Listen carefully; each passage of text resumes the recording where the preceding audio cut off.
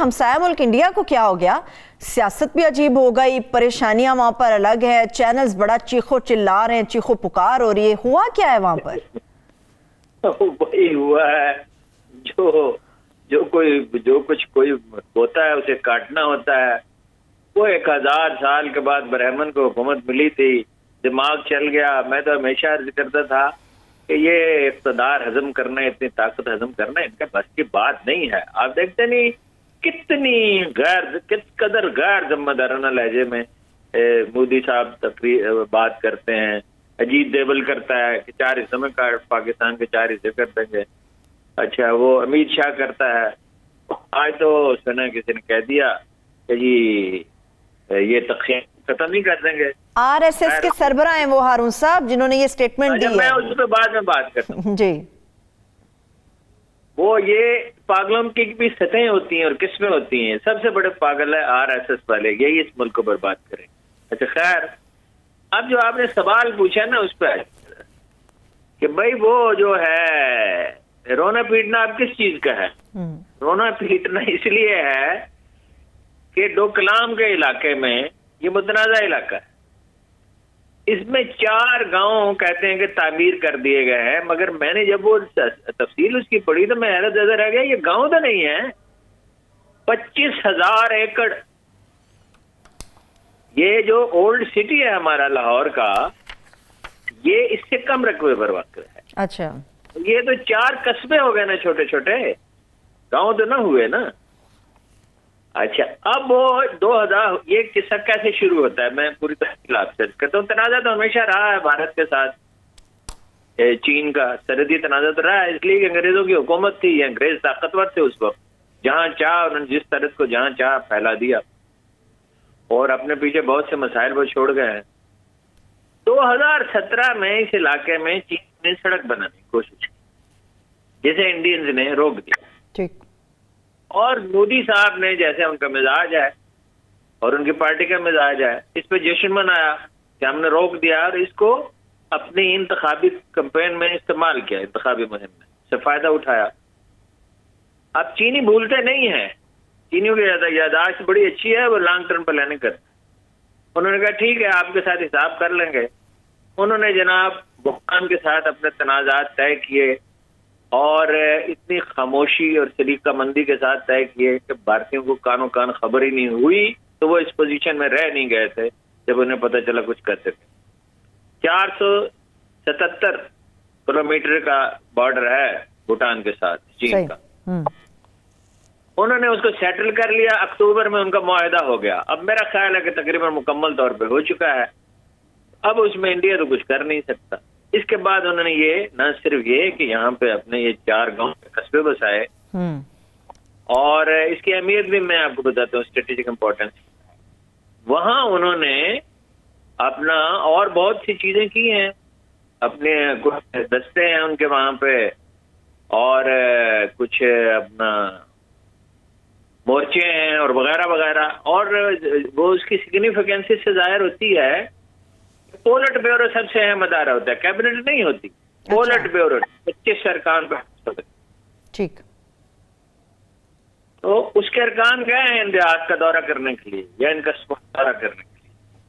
अब उसकी तस्वीरें इंडिया में भी, मिजाज वही है मीडिया का कम बेश जो पाकिस्तान में, सवाए एक चीज के, ये कि वो इस्टेब्लिशमेंट के साथ चलते हैं। तो लेकिन ये पहली बार हुआ है कि वो उसके मनाजिर दिखाए गए आज के। तो वो भेड़ चाल है, फिर जैसे होता है फिर सभी ने दिखाए। और अब मोदी साहब पे तनकीद हो रही है, रोना पीटना है कि ये हमारे साथ क्या हो गया।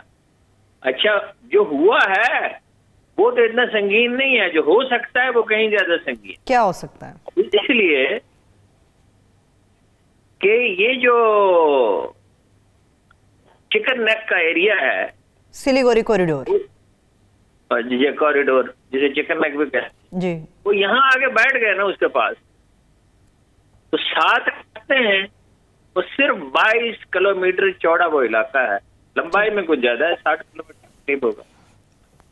तो उसे अगर वो काट देते हैं, कोई ऐसी सिचुएशन पैदा होती है, तो ये तो इंडिया तो कहीं का ना रहा, ऐसी तबाही फैलेगी, मुल्क की इन्वेस्टमेंट रुक जाएगी, बेचैनी पैदा होगी, मईशत तबाह हो जाएगी।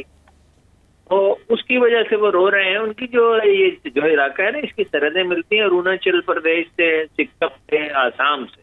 ठीक। तो इसकी वजह से है जनाब ये रोना पीटना। कुछ और तफसील पूछना चाहें तो पूछ लें उसके। बिल्कुल हारून साहब, ये तो पूछना ही है मैंने, लेकिन अब इंडिया का क्या स्टांस होगा हारून साहब? चीखो पुकार तो है, रोना धोना तो है, मगर मोदी फेस सेविंग के लिए भी तो कुछ करेगा। अब वो सुपर डैम वाला मामला भी है चाइना का, वो भी, उसमें भी प्रेशराइज किया हुआ है। इंडिया का स्टांस वही होगा जो एक लतीफा, बड़ा मशहूर लतीफा है। एक ठिकना सा आदमी बैठा था, तो पीछे से रहनुमा में किसी ने उसके सर पे चपत मारी और उसने कहा कि भाई तुम मेरे वो हायल हो रहे हो देखने में स्क्रीन को। तो उसने पीछे पलट कर देखा, मैं इसे झगड़ा करूं, देखा तो वो एक लंबा तड़ंगा ताकतवर आदमी है। उसने उससे पूछा कि आप मजाक किया है मुझे या सीरियसली मुझे मारा? उसने कहा मैंने सीरियसली तुम्हें मारा है। तो उसने कहा फिर ठीक है अगर सीरियसली मारा, क्योंकि मैं ऐसा मजाक बिल्कुल पसंद नहीं करता। तो चीन क्या कर सकता है? उसने जो बाइडेन ने तो नाम तक नहीं लिया, जो चीनी सदर से गुफ्तगू की तो भारत का जिक्र ही नहीं किया। तो चीन क्या कर सकता, इंडिया क्या भारत क्या कर सकता है?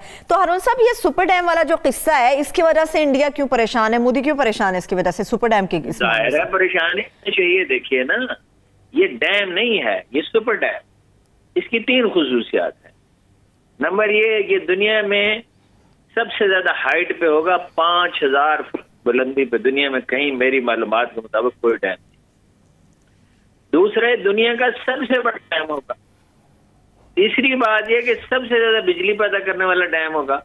तो बिजली जो वहां पैदा कर रहे हैं तो उसको कोई मकसद है ना, तिब्बत में है ना जी, इसकी अहमियत को मलूज रखें, भारतीय सरहद पे। अच्छा, पानी तो रुकेगा ही। ये हमारा पानी रोक रहे थे ना, मोदी साहब कह रहे थे खून और पानी एक साथ नहीं बह सकता, और सिखों का पानी रोक के तो दूसरी रास्ते में दूर दराज इलाके में ले जा रहे थे जी। तो ये जो दरिया है, ये बड़ा तवील दरिया है। मेरा नहीं ख्याल कि कोई दरिया, इसे वहां तो यारलोंग दरिया कहा जाता है चीन में, तिब्बत के एरिया में, और इंडिया में और बांग्लादेश में, बांग्लादेश तक जाता है, इसे कहा जाता है ब्रह्मपुत्रा।